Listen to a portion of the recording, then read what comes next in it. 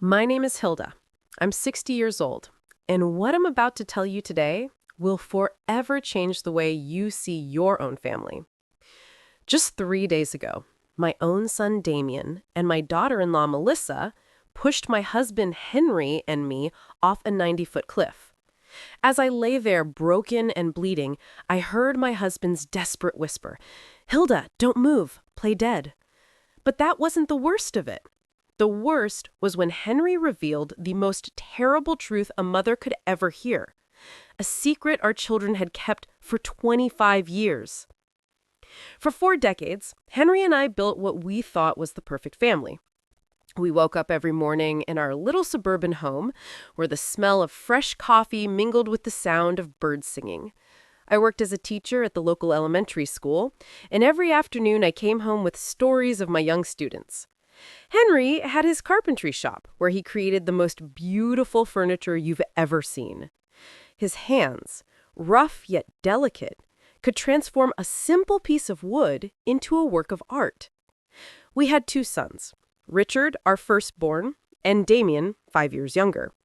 Richard was the soul of the house, always laughing, always helping his father in the shop, always shielding me from any worries.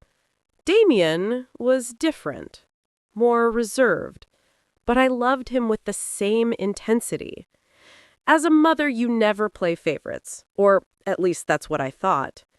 On Sundays after church, the whole family would gather around our oak table, which Henry had carved with his own hands. Richard would tell us his plans to study engineering, while Damien would remain silent, just picking at the food on his plate. Life was simple, but beautiful. In the evenings, Henry and I would walk the trail around our small town, talking about our dreams, how we'd watch our grandchildren grow, and how we'd grow old together in that very house. I never imagined those walks were training for the one that almost killed me. On weekends, I'd host family gatherings where my sisters, Harriet and Irene, would come with their husbands and children. The house would fill with laughter, kids running everywhere, women sharing recipes in the kitchen, while the men fixed something in the yard. Henry was my perfect partner. After 40 years of marriage, he still brought me wildflowers he'd pick on the way to work. He helped me grade my students' tests, and I would hold pieces of wood for him while he cut them in his workshop. We were a team, an unbreakable unit. Or so I thought. At night, we'd sit on the porch to watch the stars, planning our future. We talked about traveling when we retired, seeing the ocean for the first time, building a smaller house once our kids started their own families. But perfect happiness, as I would discover years later, often hides the deepest tragedies. When Richard turned 20, something changed in our family. He began to argue with Damien about things I didn't understand. I'd hear them whispering in the hallway, and they'd fall silent when I appeared. Henry told me it was just brotherly stuff and that it would pass. I wanted to believe him because I needed to believe my family was still perfect. One night in October, exactly 25 years ago, Richard didn't come home for dinner. We waited until 11, then 12, then 1 in the morning. Damien was in his room, supposedly studying, but I noticed something strange in his eyes whenever I asked about his brother. Henry went out to search for him with our neighbors. They checked every corner of town, every trail, every place Richard used to go. At dawn, they found his body at the bottom of the river gorge. The police said it was an accident, that he had probably stumbled in the dark. I never questioned that version because I couldn't imagine that the truth was much more horrible. Richard's funeral was the darkest day of my life. I wore my only black dress, the same one I'd worn at my mother's funeral. Damien was strangely calm for someone who had just lost his older brother. While I cried until I had no tears left, he remained silent, with an expression that now, after what I know, sends shivers down my spine. Henry never left my side all day, holding me up when my legs gave out, whispering words of comfort that I now know tasted bitter in his mouth. After Richard's death, Damien changed completely. He became more attentive, more loving, as if he were trying to make up for something. He helped me with chores, accompanied his father to the workshop, and brought me things when he saw I was sad. I thought it was his way of dealing with grief, of filling the void Richard had left behind. How naive I was. What he was really doing was building a perfect mask to hide the monster inside. The years passed and the wound never fully healed, but we learned to live with it. Davian married Melissa, a sweet girl from the next town over, and they seemed happy. They had two beautiful children, and I finally felt like life was giving us a second chance at happiness. Melissa called me mom and helped me with the housework when they visited. Damien had inherited his father's talent for carpentry and had his own business. Everything seemed perfect again. But now, lying at the bottom of this gorge with my ribs broken and the metallic taste of blood in my mouth, I understand that all that happiness was a carefully constructed lie. The first signs that something was wrong began 6 months ago when Henry and I decided to update our will. We had saved our entire lives, and between the house, the land I inherited from my parents, and our bank savings, we had nearly $200,000 to leave our children and grandchildren. It was Damien who suggested we visit the lawyer. "Mom, Dad, you're both 60 years old now. It's important to have everything in order," he told us with that smile that now seems sinister. Melissa would nod beside him, stroking my hand with those fingers that would later push me to my death. "We love you so much, and we want to make sure you're protected," she added in her sweet voice. How foolish I was to interpret those words as genuine love. The lawyer, an older man named Albert, whom we had known for years, explained the options. We could put everything in a trust, divide the inheritance among Damien's children, or simply make a traditional will. Damien insisted on naming him and Melissa as our sole heirs, arguing that they would handle the equitable distribution to the grandchildren. "Besides," he said, "you're going to need us when you're older. It's better for us to have access to the resources to take care of you properly." Something in his tone made me uncomfortable, but Henry seemed convinced. My husband, who had always been more trusting than me, accepted the proposal without much resistance. I had my doubts, especially since I remembered how Richard had always talked about helping us financially when we got older. My oldest son had plans, dreams of taking care of us when the time came. But Richard was gone, and Damon was our only surviving child. We signed the papers on a Tuesday afternoon. I remember Melissa was wearing a pretty green dress and gave me a big hug after the ceremony. "Now we're officially a united family forever," she whispered in my ear. Her words gave me a chill then, though I didn't understand why. Damien shook his father's hand with a smile that didn't reach his eyes. That night, as I made dinner, I couldn't shake the feeling that I had made a terrible mistake. The following weeks were strange. Damien and Melissa started visiting us more often, but their visits had a different feel. They no longer came just to spend time with family. They always had suggestions about how we should improve the house, what investments we should make, or what life insurance policies we should get. "Mom, you should think about selling this big house and moving somewhere smaller," Melissa said while examining our furniture with calculating eyes. "We could help you find a comfortable apartment in town." But I loved our house. Every corner held a memory. Every room told a story of our 40 years of marriage. The kitchen, where I had prepared thousands of meals for my family. The workshop, where Henry created his masterpieces. The yard where our children and grandchildren had played. I couldn't imagine my life anywhere else. When I told him this, I saw a flicker of irritation in Damien's eyes that chilled me to the bone. "Mom, you're being irrational," he said in a tone he had never used with me before. "This house is too big for two people your age. If you fall down the stairs or something happens, we won't be able to help you in time." Melissa nodded vigorously, adding, "Besides, the upkeep must cost a fortune. It would be much smarter to sell now while the housing market is high and move to something more appropriate for your age." Henry began to consider their arguments. My husband, who had always been practical, started talking about the logic behind their suggestions. But I couldn't shake the feeling that there was something more behind all this pressure. One night, after another of these tense conversations, I asked Henry if he didn't think it was strange that Damien was suddenly so interested in our financial affairs. Hilda, he just cares about us, he replied while brushing his teeth. Maybe we should consider his suggestions. We're not as young as we used to be. But I saw something in my husband's eyes, a shadow of doubt he didn't want to acknowledge. Now I know that Henry already had his suspicions, that he had started to connect the dots that I didn't even know existed. Things escalated when Damon suggested we give him power of attorney over our finances. It's just for precaution, he explained while Melissa prepared tea in our kitchen, as if she owned the place.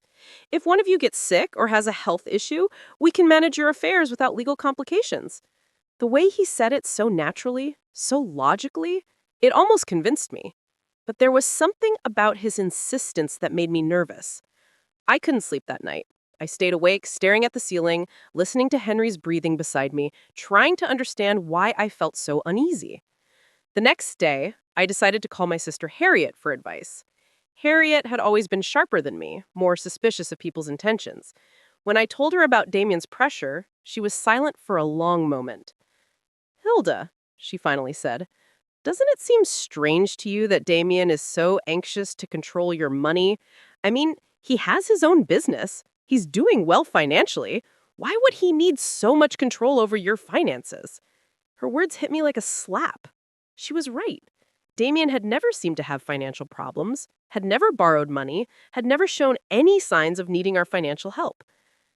That afternoon, when Damon came for another of his talks about our future, I decided to confront him directly. Son, I said as we sat in the living room, why is it so important for you to have control over our financial affairs? Your father and I are still in our right minds. His reaction was immediate and telling. His face hardened, and for a moment I saw something in his eyes that reminded me of someone else. Something cold, calculating, and dangerous. Mom, it's not about control. It's about love, care, and family responsibility. But the way he said family responsibility sounded more like a threat than an expression of affection. Melissa, who had been silent until then, intervened with her sweet but firm voice. Hilda, we just want what's best for you. It's painful to see you worry about things we could easily handle. That night, after they left, Henry and I had our first serious argument in years. He thought I was being paranoid, that I was looking for problems where there were none. I insisted something wasn't right, that our son's behavior had changed too much. Henry, I said as we washed the dishes, do you remember what Damien was like before Richard died? He was different, more distant, more... I don't know how to explain it, but there was something about him that scared me. My husband stopped washing the plate in his hands and looked at me intently. In his eyes, I saw something I hadn't seen before. Recognition. Hilda, he said in a very low voice, there are things about Richard's death that I never told you. My heart began to pound so hard I thought it would beat out of my chest.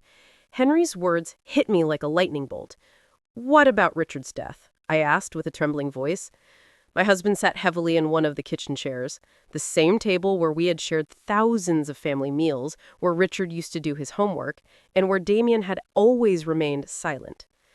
Henry ran his hands over his face as if he were trying to erase the memories that had tormented him for 25 years. The night Richard died, he began in a broken voice, Damien wasn't in his room studying like he told us he was. I saw him leave the house around 8 o'clock. I followed him because something about his attitude worried me. He'd been very strange those days, more aggressive, more resentful. My husband paused, looking at his hands as if the terrible truth he had kept for so long was written on them. I saw them arguing by the gorge, Hilda. I heard them screaming horrible things at each other. My world began to spin. What were they arguing about? I whispered, even though part of me no longer wanted to know the answer. Henry looked up and I saw tears in his eyes. Tears he hadn't even shed at our oldest son's funeral. About the inheritance, Hilda. Damien was furious because Richard was the oldest, because according to family traditions, he would inherit most of our assets. But there was something more, something about money that Richard had found. What money? I asked, feeling the ground vanish beneath my feet. Henry sighed deeply before continuing. 3 days before he died, Richard came to talk to me in the workshop. He had discovered that Damien had been stealing money from the family savings account. Small amounts at first, but then larger sums. Richard had proof. He'd been investigating for months. My mind refused to process what I was hearing. My youngest son, the one who had been so attentive after Richard's death, the one who helped and cared for us, had been stealing from us since before his brother died. Why didn't you ever tell me? I accused Henry, feeling the betrayal multiply twofold. Because when I got to the gorge that night, it was already too late, he replied in a choked voice. I saw Damien standing next to Richard's body. Our youngest son was trembling, crying, and repeating over and over, "It was an accident, it was an accident." He looked at me with those desperate eyes and begged me to help him. "Dad," he said, "Richard tripped when he was trying to hit me. I just defended myself and he lost his balance." Tears ran down my cheeks uncontrollably. "But you believed him?" I murmured, even though I already knew the answer. Henry nodded slowly, with an expression of guilt that had knotted him for decades. "He was my son, Hilda. My youngest son was asking for my help, and Richard was already dead. I couldn't bring one back to life by destroying the other. I thought it was really an accident, that Damien had learned his lesson, that he would become a better man after this. And the stolen money?" I asked, needing to know every detail of this nightmare. Damien promised he would pay it back little by little, that he had taken the money to invest in a business that had gone wrong. He swore he would never do something like that again. And I believed him, Hilda. God forgive me, but I believed him because I needed to believe my son wasn't a killer. I got up from the table, stumbling, holding onto the wall so I wouldn't fall. Everything I had believed about my family, about my surviving son, about the last 25 years of my life was a lie. "Did he pay the money back?" I asked, although I already knew the answer from the look on Henry's face. "Never," he replied. "In fact, he kept stealing small amounts that I pretended not to notice because confronting him would mean admitting that I had covered up a murder. I became his accomplice, Hilda. Every time I stayed silent, every time I pretended not to see the bank accounts dwindle, I became more of his accomplice." The horrible reality began to take shape in my mind. "That's why he's so interested in controlling our finances now," I murmured. "It's not because he cares about us. It's because he wants to finish what he started 25 years ago." Henry nodded gravely. "And there's something else, Hilda. Something I just discovered a few weeks ago." "What else could there be?" I asked, feeling like my heart couldn't take any more revelations. Henry went to his desk and pulled out some papers he had been hiding under other documents. "I've been discreetly investigating Damien's finances. His carpentry business isn't doing as well as he wants us to believe. In fact, he's on the verge of bankruptcy. He owes more than $100,000 to several banks and suppliers." The papers trembled in my hands as I read the numbers. Damien wasn't the successful man he pretended to be. He was a desperate failure who had been living on lies and stolen money for decades. "Does Melissa know all this?" I asked, remembering her sweet smile and loving hugs. "I'm sure she does," Henry replied. "I've noticed how she directs the conversations when they talk about our money, how she asks specific questions about our savings, the value of the house, our life insurance policies. They aren't innocent questions, Hilda. They are questions from someone calculating exactly how much our death is worth." That sentence chilled me to the bone. "Our death?" I repeated in a whisper. It was the first time I had considered that Damien might want to cause us physical harm. Until that moment, I thought he just wanted to rob or cheat us. But if he had killed his own brother for money, what would stop him from killing his parents for the same reason? "Henry," I said, grabbing his hands, "we have to go to the police. We have to tell them the truth about Richard and about what's happening now." But my husband shook his head with a look of hopelessness that broke my heart. "With what evidence, Hilda? I'm an accomplice to covering up a murder. If I talk now, I'll go to jail too. And besides, who's going to believe an old man of 65 who has been keeping the secret for 25 years? He was right. Do we just wait for him to kill us like he killed Richard? We're going to be very careful, Henry said, trying to sound more confident than he really was. We're going to find a way to protect ourselves, to gather evidence, to... But his words were interrupted by the sound of the phone. It was Damien. "Hi, Mom," he said with that sweet voice that now sounded sinister to me. "Melissa and I were thinking, and we believe it would be beautiful to celebrate your 40th anniversary with something special. How about we take you to those mountains you've always talked about next weekend? We could go on a family hike, take pictures, and have a perfect day together." My blood turned to ice. I looked at Henry, who had heard the conversation and had the same look of terror on his face. "That's a very sweet idea, son," I managed to reply in a trembling voice. "But let us think about it, and we'll get back to you tomorrow." After hanging up, Henry and I looked at each other in silence, knowing we had just received an invitation to our own execution. "The mountains," I murmured. "He's going to take us to the mountains to kill us and make it look like an accident?" Henry nodded gravely, just like he did with Richard at the gorge. That night, we didn't sleep a minute, holding each other in our bed, planning how we could save ourselves from our own son. The next few days were a nightmare of terror and pretense. Henry and I had to act as if nothing had happened when Damien and Melissa came to visit, smiling when they talked about the mountain trip, nodding when they excitedly told us they were going to spend time with family. But inside, every fiber of my being screamed with fear. I knew I was looking into the eyes of my oldest son's murderers, and that now they were planning to do the same to me and my husband. Melissa arrived on Wednesday afternoon with a shopping bag and that radiant smile that now seemed like the grimace of a demon. "Hilda, dear," she said, hugging me with those arms that would soon push me to my death. "I bought some supplies for our mountain adventure. Cookies, water, fruit, everything we'll need for the picnic." She showed me the contents of the bag as if she were an excited child, but I could only think about how each of those items could be used to cover up our murder. "I also brought my new camera," she added, pulling out an expensive digital camera. "I want to capture every moment of this special day. They're going to be photos we'll treasure forever." The irony of her words made me sick.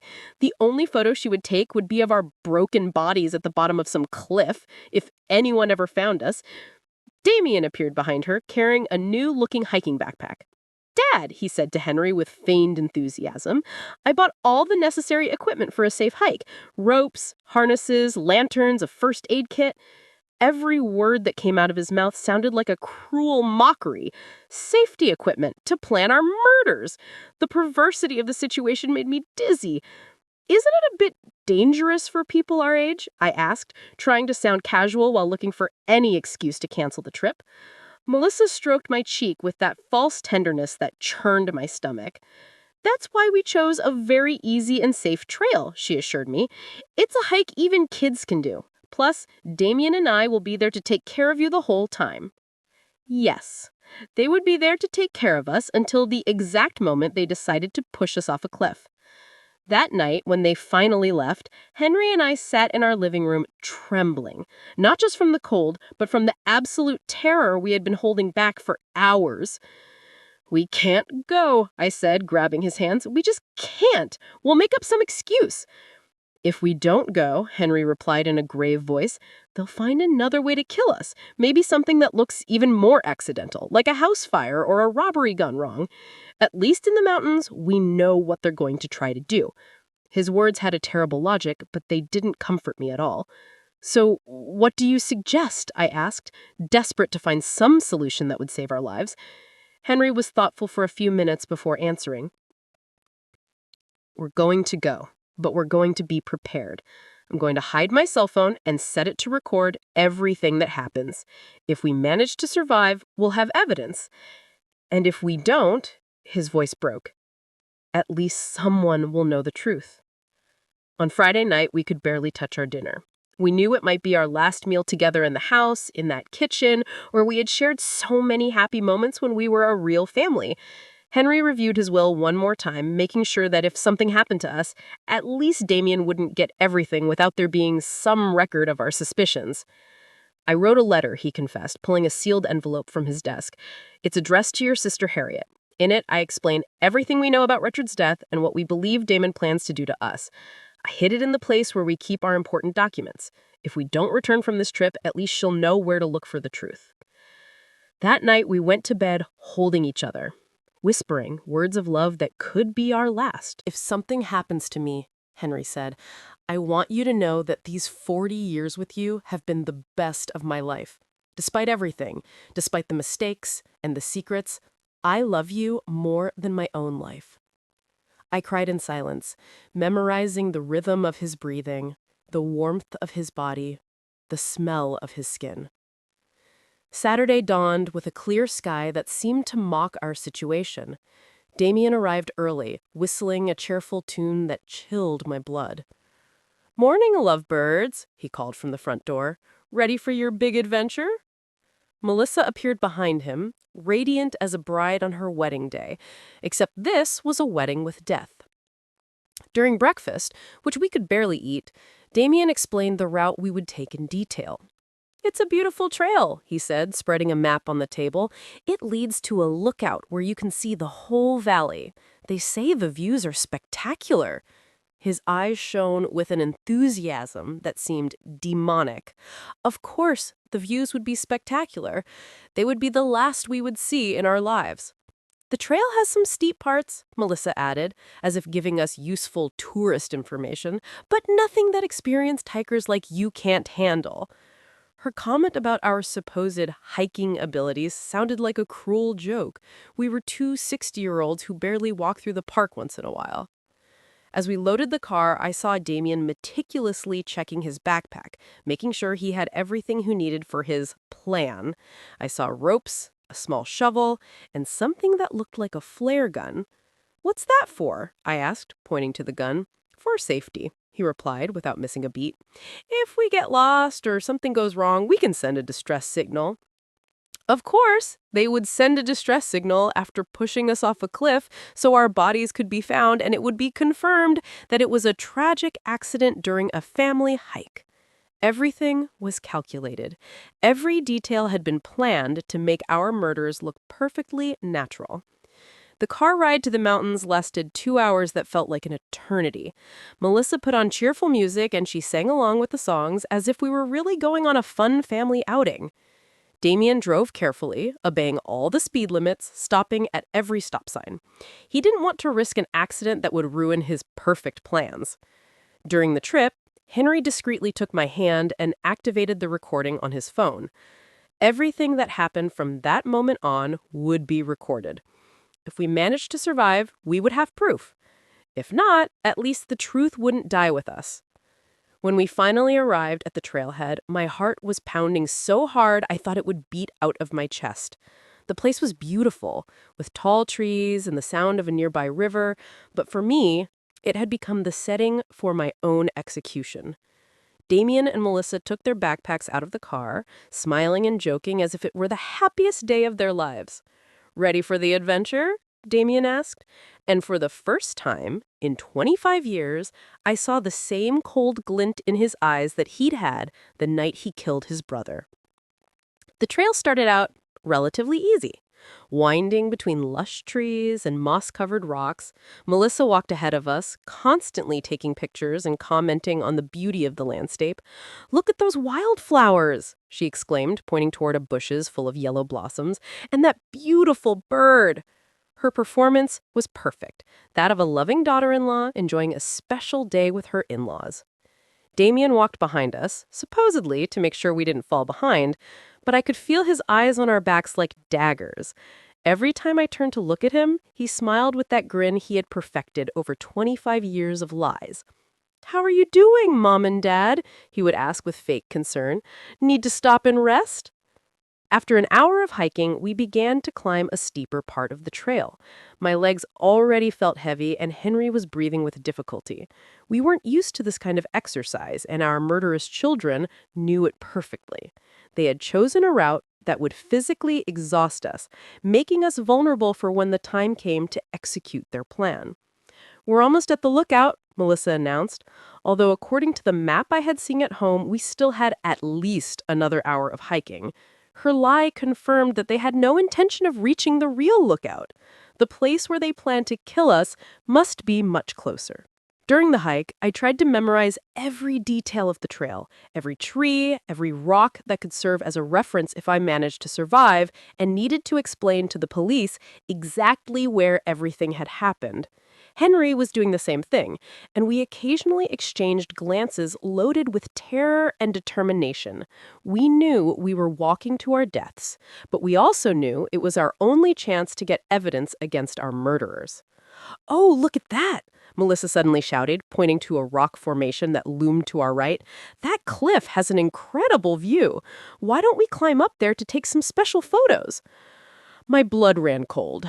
There it was, the place they had chosen for our murder. The cliff rose about 60 feet above the main trail, accessible by a secondary path that seemed much more dangerous than the one we had been following. The rocks were loose, there were fewer trees to grab onto in case we stumbled, and from the top, you could see a precipice that fell into a deep gorge full of jagged rocks. "I don't know if that's a good idea," I said, trying to sound casual. "That trail looks pretty dangerous for people our age." But Damien had already started walking toward the turnoff, carrying his backpack full of safety equipment that I knew he wouldn't use to save us. "Come on, Mom," he said with that voice he used when he was a kid and wanted to convince me of something. "It'll only take a few minutes. Besides, Melissa's right. The photos from up there are going to be spectacular." The way he said spectacular made me tremble. They would be spectacular for whoever saw them afterwards as evidence of our accident. Henry squeezed my hand discreetly, reminding me that his phone was recording everything. We had to go on. We had to go all the way to get the evidence we needed. If we refuse now, they would simply find another opportunity, another place, another excuse to kill us. The climb to the cliff was exhausting. The loose rocks slid under our feet, and more than once I was about to fall. But the most terrifying thing was realizing how perfect this place was for a murder. If someone accidentally tripped and fell from the top, there would be no way to survive. And most importantly, there would be no witnesses. "Almost there," Melissa shouted from above, where she had already arrived with the agility of someone who had planned this route carefully. Damien followed her, and then he helped Henry and I complete the last few feet of the climb. His hands on my arms felt like the claws of a vulture. The lookout was indeed spectacular. From there, you could see the whole valley, the mountains in the distance, and the river winding through the trees. In any other circumstance, it would have been a beautiful moment to share with family. But knowing what I knew, the place seemed like the perfect setting for a nightmare. "Come over here for the photos," Melissa shouted, positioning herself near the edge of the cliff. "I want the valley to be in the background." Henry and I approached slowly, each step bringing us closer to our final destination. I could see Damien strategically positioning himself behind us, calculating angles, measuring distances. "Perfect," Melissa exclaimed, raising her camera. "Now hug each other and smile."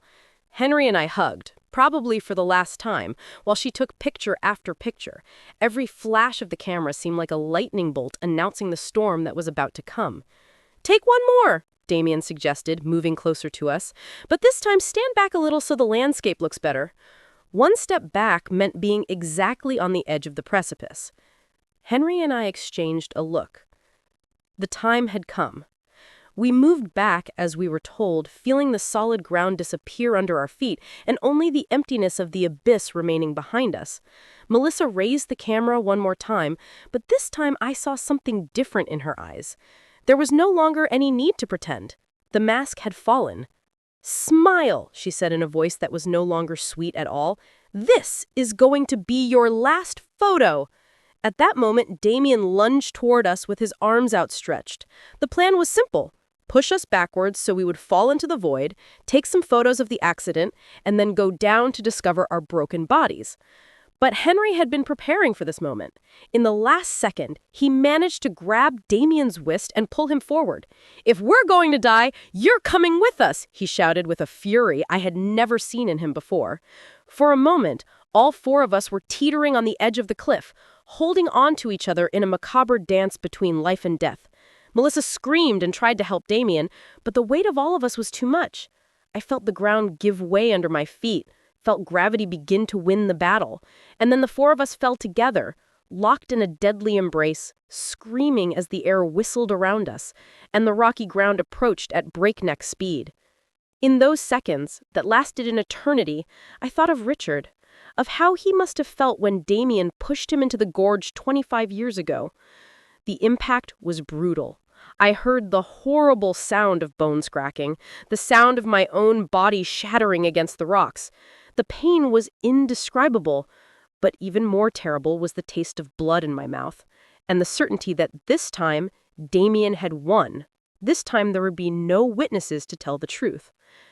But then I heard Henry's voice, weak but clear. "Hilda, don't move.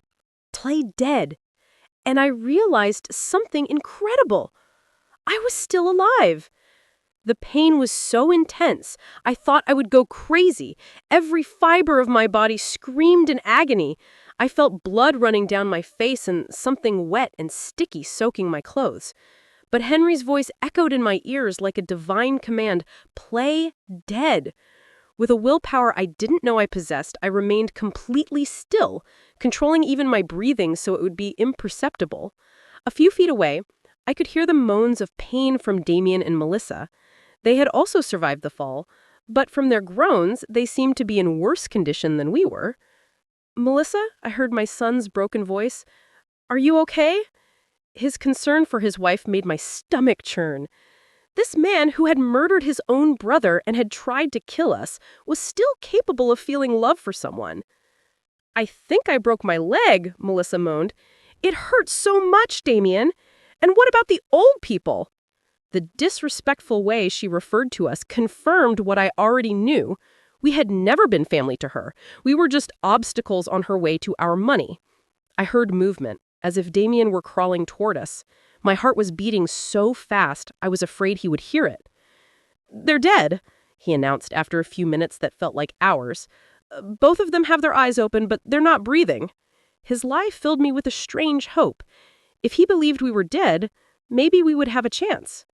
"Perfect," Melissa whispered, with a satisfaction that chilled my blood. "Well, except for the part where we felt too." I heard her bitter laugh. "At least we won't have to pretend we love them anymore." For the next few minutes, that felt like an eternity, Damien and Melissa discussed their situation. Both were injured, but they could move. The plan now was to crawl until they found a place from which they could call for help, and then tell the story of how they had miraculously survived a tragic accident that had killed their poor grandparents. "Remember the story?" Damon said to Melissa. "We were taking pictures when a rock came loose under Dad's feet. He tripped, and trying to grab on, he pulled Mom with him. We tried to help, but we fell too. It's important that our stories match." I know, we've practiced this 100 times. We're the traumatized survivors of a family tragedy. Poor us. We lost our dear in-laws in a horrible accident. Her performance was so convincing that if I hadn't lived the truth, I would have believed every word. Gradually, their voices faded as they crawled toward what they hoped would be their salvation. When silence finally fell, Henry whispered my name so low I could barely hear it. "Hilda, are you okay?" I answered in the same whisper, confirming that I was alive, but terribly injured. "My left leg is broken," he told me in a voice choked with pain, "and I think I have a few fractured ribs. What about you?" I did a mental inventory of my body. I felt a stabbing pain in my right arm. My head throbbed as if someone were hitting it with a hammer, and there was definitely something wrong with my shoulder. But I was alive, and that was more than I had hoped for. "We're bad, but we're alive," I whispered in a weak voice. "Check your phone, Henry. I think it works, but there's no signal down here." That was the most terrifying part of our situation. We were alive, but trapped at the bottom of a gorge, injured, and with no way to communicate with the outside world. If no one came to look for us, we would die here, slowly, from thirst, hunger, or our wounds. "Henry," I whispered before it was too late, "I need you to tell me everything. Everything that really happened the night Richard died." My husband sighed deeply, as if he had been waiting for this moment for 25 years. "That night," he began in a trembling voice, "Richard came to find me in the workshop. He was furious. He had papers in his hands, bank statements. He showed me evidence that Damien had been stealing money from our accounts for months. Small amounts at first, then larger sums. Richard had been investigating because he had noticed discrepancies in our savings. The physical pain mingled with the emotional pain as I listened to the truth that had been hidden for decades. Richard wanted to confront Damien that very night, Henry continued. I tried to calm him down to convince him to wait until the next day, but he was determined. He said he couldn't sleep knowing his younger brother was stealing from us. And you followed him? I asked, even though I already knew the answer. I followed him because I was afraid of what might happen. I knew Richard's temper when he got angry, and I also knew, well, I had noticed something strange about Damien lately. A coldness that sent shivers down my spine. When I got to the gorge, Henry continued, I found them screaming at each other. Richard had the papers in his hand, waving them in Damien's face. "You're a thief," he was yelling. "You're stealing from our own parents." Damien denied everything. He said Richard was crazy, that he was making things up. My heart raced as I imagined the scene, my two sons facing off in the dark, one accusing the other of betrayal. What happened next? Henry paused for a long time before continuing. Richard told him that if he didn't return the money and confess everything to us, he would tell us the truth himself. Damien went berserk. He yelled that Richard had always been the favorite, that he had always had everything easy, that it was time for things to change. And then Henry's voice broke. Damien pushed Richard. It wasn't an accident. He pushed him with all his strength, deliberately. I saw Richard trying to keep his balance, saw his arms flailing desperately, looking for something to grab onto, but it was too late. Tears streamed down my cheeks, mixing with the blood from my wounds. Why did you never tell me the truth? Henry sighed deeply. Because when I got to where Damien was, he was crying, trembling, telling me over and over that it had been an accident, that he hadn't meant to do it. He begged me not to tell you anything, that he couldn't lose you too. But you knew it was a lie, I murmured from the bottom of my heart. Yes, but he was my son, Hilda, my only surviving son. How could I turn him over to the police? How could I destroy what was left of our family? His justification hurt as much as my physical injuries. And the stolen money, I continued. Damien promised me he would return it little by little. He swore it had been a bad decision, that he had been desperate, that it would never happen again. But he never returned a single penny. In fact, he kept stealing, and I kept quiet because every day that passed made me more of an accomplice to his crime. Just then, we heard voices in the distance. Damien and Melissa had managed to find help. Soon, rescue teams would be here, and our murderous children would play the role of their lives, the traumatized survivors of a Tramley family tragedy. The voices got closer and closer, accompanied by the sound of helicopters flying over the area. The rescue team had arrived, and with them came the most crucial moment of our lives. Henry and I had to make a decision in a matter of minutes. Should we continue to pretend to be dead until we found the perfect opportunity to reveal the truth, or risk being rescued along with our murderers? "Hilda," Henry whispered urgently, "the phone recorded everything that happened up there. We have Melissa's confession about the plan. We have Damien admitting that we are obstacles. We have everything. But if they find us alive now, they can destroy the evidence before we manage to hand it over to the authorities." He was right. If Damien and Melissa realized that we had survived and heard their confessions, they would find a way to silence us forever. This time, it wouldn't be an accident. It would be something much more direct and definitive. We had to wait for the perfect moment. "They're down here," Damien's voice shouted from above. "My parents, please hurry." His performance was perfect, his voice broken with pain and despair. If I hadn't known the truth, I would have believed he was a son devastated by the loss of his parents. "Sir, stay calm," an authoritative voice replied, which must have belonged to the head of the rescue team. "We're going to come down to evaluate you. You and your wife can move." I heard the sound of ropes and equipment being prepared for the descent. Melissa had perfected her role as the grieving widow. "I can't believe this happened," she sobbed. "We were taking pictures, so happy. It all happened so fast. A rock came loose and they fell." Every word was a stab in my heart because I knew she would repeat those same words to the police, to the media, to anyone who wanted to hear her version of events. The rescuers began to descend. I could hear their voices getting closer, the sound of their boots against the rock, the clinking of their equipment. Henry discreetly squeezed my hand, reminding me that we had to keep up the act no matter what happened. "They're down here," one of the rescuers shouted upon finding us. "We have 2 people at the bottom of the gorge." He approached us and began to examine us. I kept my eyes closed and my breathing so shallow it was almost imperceptible. I felt his hands looking for a pulse on my neck, his ear close to my mouth trying to detect breathing. "This one still has a faint pulse," he announced, referring to Henry. "The woman, I'm not sure. I need the medical team down here immediately." My heart raced. The plan was working. They would believe that Henry was on the verge of death, but still alive, while I would be close enough to death that not to be an immediate threat. For the next few minutes, which felt like hours, the paramedics worked on us. I felt them put an oxygen mask on me, check my wounds, and secure me to a stretcher. The whole time, I had to fight against every instinct in my body that screamed at me to open my eyes, to ask for help, to stop pretending. "The man is stable but critical," I heard one of the paramedics report over the radio. "The woman is in very serious condition. Pulse is almost imperceptible. We need to transport them to the hospital immediately." Perfect. They would take us to the hospital where we would have the opportunity to talk to the authorities without Damien and Melissa being able to silence us. During the ascent on the stretchers, I could hear Melissa's fainted sobs in the words of comfort that the rescuers offered her, and Damien. "You were so brave to survive this," someone said to her. "It's a miracle that you're relatively okay." Only if they knew that the real miracle was that Henry and I were alive to tell the truth. In the medical helicopter, as we flew toward the hospital, I could feel Henry's presence on the stretcher next to mine. The paramedics were focused on keeping him stable, and from their conversations, I understood that he was in critical condition. His injuries were more serious than mine, and for a terrible moment, I feared he might die before we had the chance to reveal the truth. "Ma'am," I heard one of the paramedics say to me, "if you can hear me, hold on. We'll be at the hospital in a few minutes."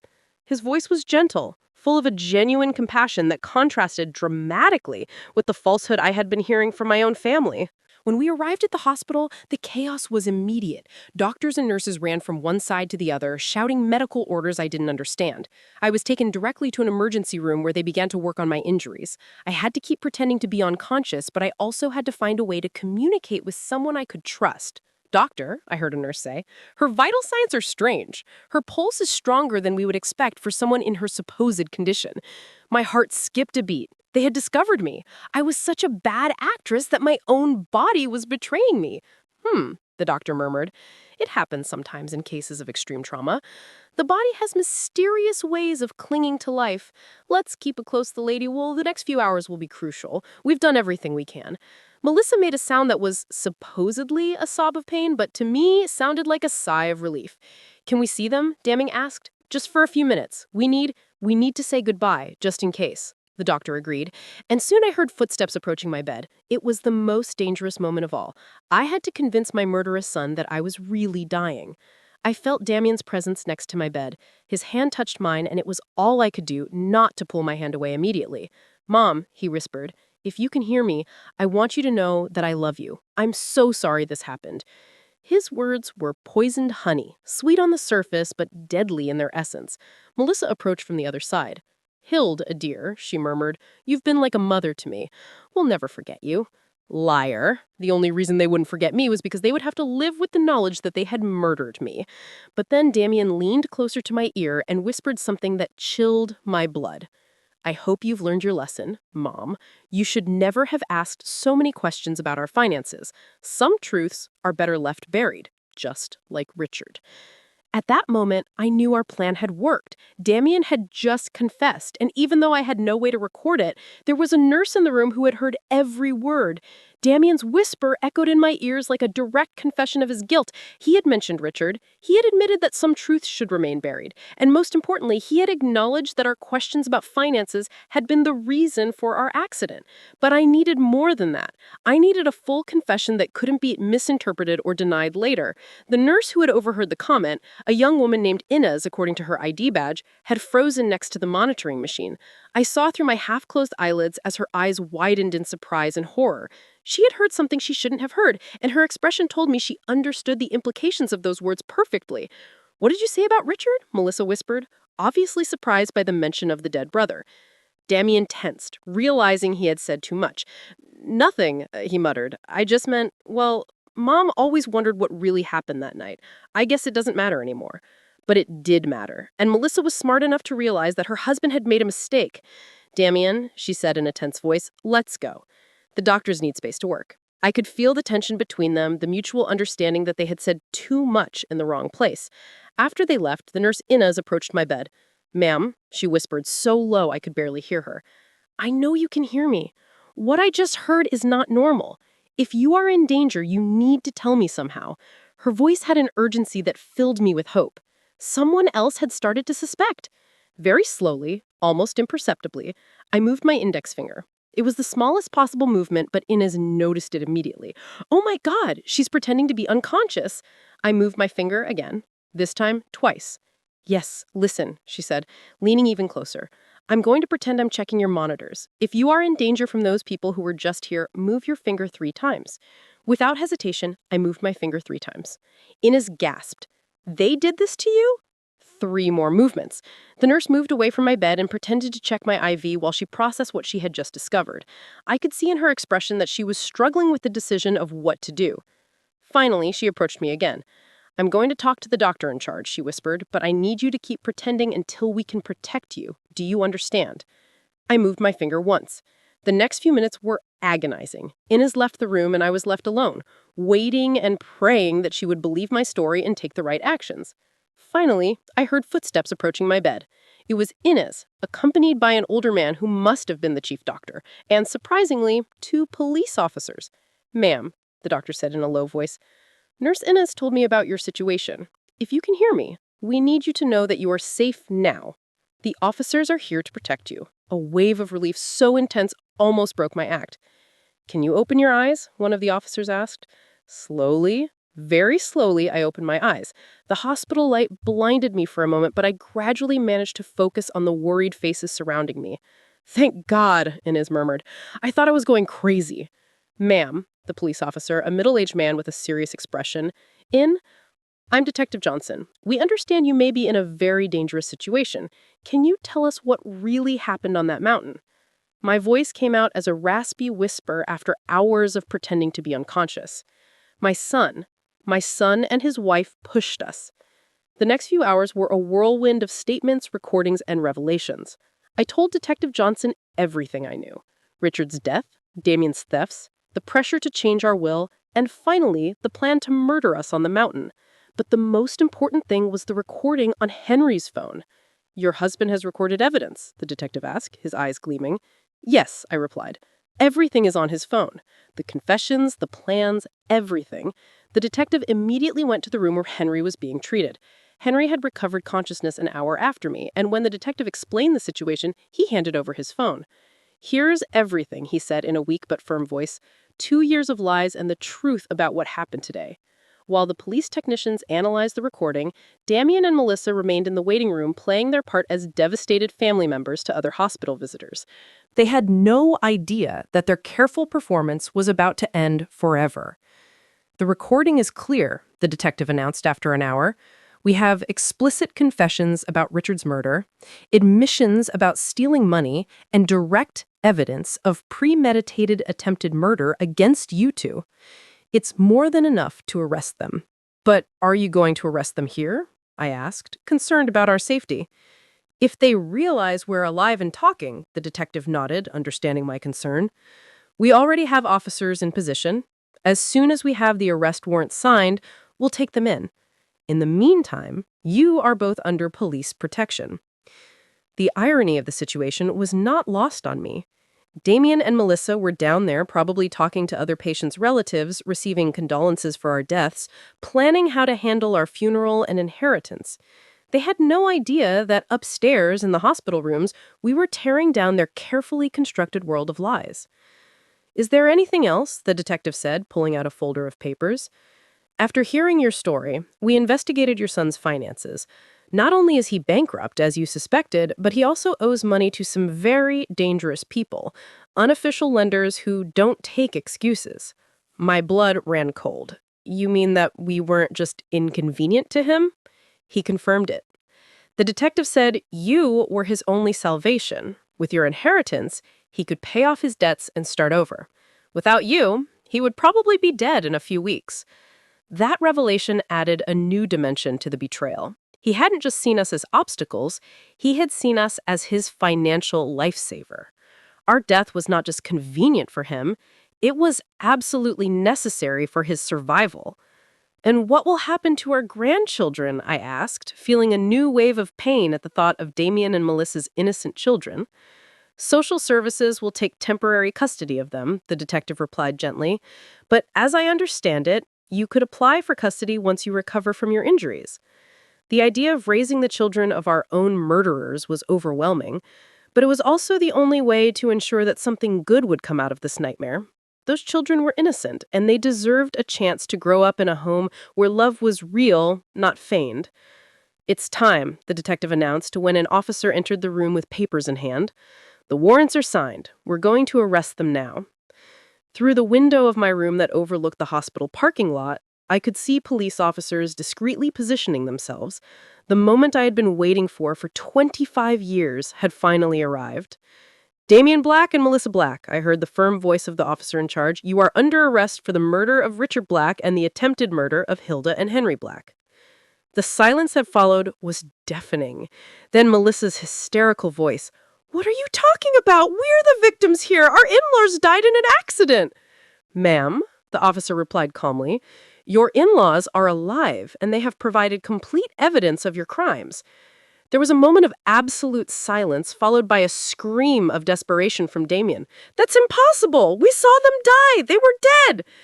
His involuntary confession was captured by the police recorders, adding another piece of evidence to their case.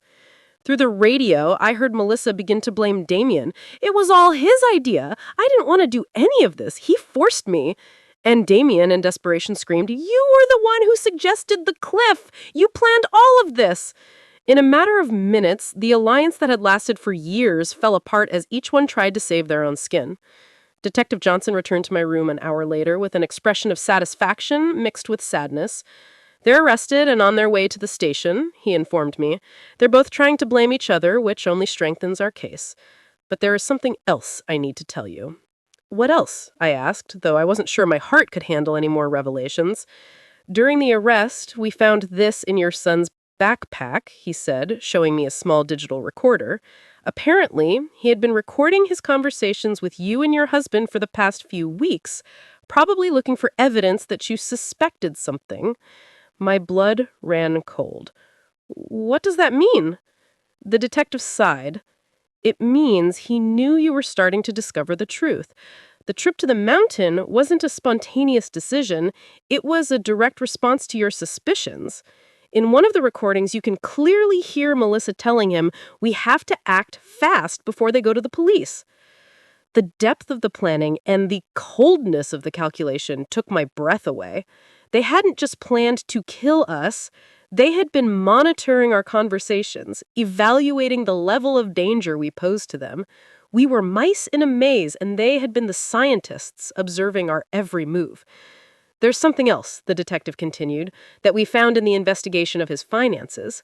Your son not only owed money to dangerous lenders, but he had also forged your signature on several documents trying to access your bank accounts.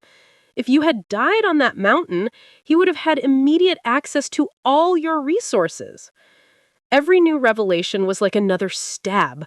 My own son had not only planned to murder me, he had been actively stealing from me, forging my signature and violating every principle of family trust I had tried to instill in him. How much money did he steal in total? I asked, though I wasn't sure I wanted to know. About $50,000 over the last 5 years, the detective replied. Small amounts that he thought you wouldn't notice, but which, when added up, amount to a significant sum. The money Henry and I had saved over decades of hard work, penny by penny, had been financing our son's life of luxury while he planned our murder. The following days in the hospital were a whirlwind of police interviews, visits from lawyers, and calls from news media that had picked up the story. The local press had titled the case, The Most Horrible Family Betrayal of the Decade, and reporters from all over the country wanted to hear our version of events. My sister Harriet arrived from the neighboring town, crying and hugging me as if she hadn't seen me in decades. "Hilda," she said over and over. "I always knew there was something strange about Damien after Richard's death, but I never imagined he was capable of this." Her words comforted me because they confirmed that my maternal instincts hadn't been completely blind. "And the kids?" I asked, about my grandchildren who are now in the temporary custody of social services. "I saw them yesterday," Harriet replied sadly. "They're confused, asking why their parents can't come home. They're too young to understand what really happened." The lawyer we had hired, the same Albert who had prepared our will, came to see us with news about the legal process. "The case is solid," he assured us. "With the recordings, the confessions during the arrest, and all the financial evidence, it's almost impossible for them to escape significant convictions." But then he added something that chilled me to the bone. "However, they are trying to negotiate a lesser guilty plea by claiming it was a crime of passion, not premeditated." "A crime of passion?" I exclaimed indignantly.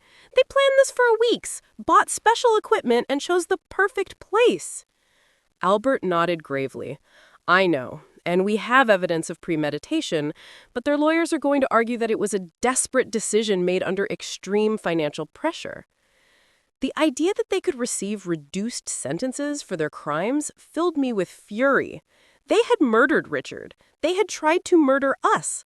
They had stolen our money for years, and now they wanted to present themselves as victims of circumstances? "What can we do to ensure they get what they deserve?" I asked. "Testify," Albert replied simply. "Your testimony, combined with all the evidence, will be crucial for the jury to understand the true nature of these crimes. But I warn you, it's going to be emotionally devastating to face your son in court." He was right. The idea of looking Damien in the eyes during the trial, of listening to his lawyers try to justify the unjustifiable, of publicly reliving every moment of this nightmare was overwhelming. But it was what I had to do for Richard, for us, and for my grandchildren who deserve to know the truth about their parents. 3 weeks after the arrest, Henry and I were finally able to go home. Our wounds had healed enough to allow us to move, although he still needed crutches and I had my arm in a sling. The house felt strange, as if it were the set of a play after all the actors had left. Everything was exactly as we had left it on the day of our family outing. The breakfast dishes were still in the sink, the bed was unmade, the flowers Damien had brought me that week were still on the kitchen table, now withered and dead.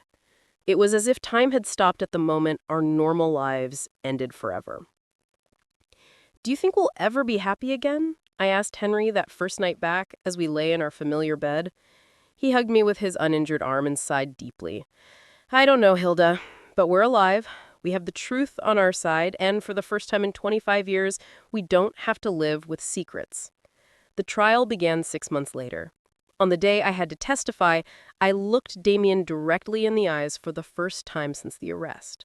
I didn't see remorse, no pain. I didn't see the son I had raised. I saw a cold and calculating stranger who had disguised himself as my son for decades. When I finished my testimony, after recounting every horrible detail of our experience, I addressed him directly from the witness stand.